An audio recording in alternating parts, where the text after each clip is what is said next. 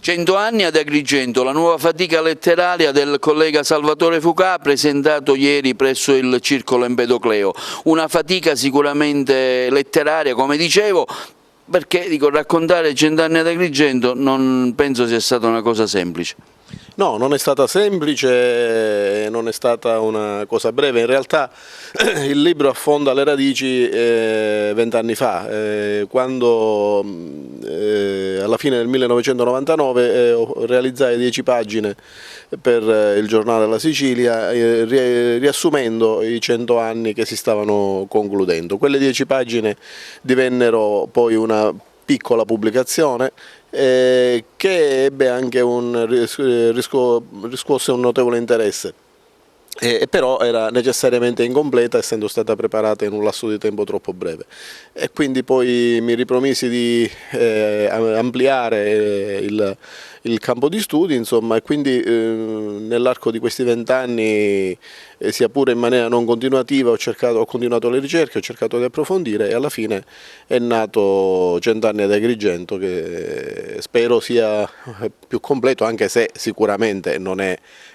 completamente esaustivo, perché 100 anni per una città, per quanto piccola come questa, però insomma 100 anni sono 100 anni. Ecco, per sommi capi quali sono stati i percorsi indicati nel libro? Per chi lo vuole leggere, ecco, un motivo in più anche per acquistarlo. Il libro è diviso in capitoli monografici, cioè ogni capitolo è dedicato ad un argomento, uno alla successione delle amministrazioni comunali, per esempio, uno alla Chiesa, uno allo sport, uno agli impianti sportivi, uno alla cronaca nera, ai collegamenti, l'acqua, il rapporto della città con le forze armate, quindi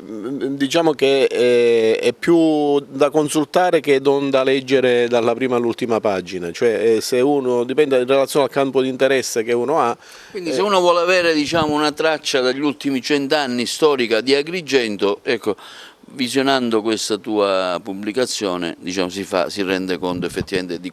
cosa è stata la storia della città. La lettura completa del libro indubbiamente consente di comprendere l'evoluzione che ha avuto, o l'involuzione se vogliamo, che ha avuto, ma io penso sicuramente l'evoluzione che ha avuto la città nell'arco di questi 100 anni, sia dal punto di vista urbanistico che dal punto di vista anche culturale, perché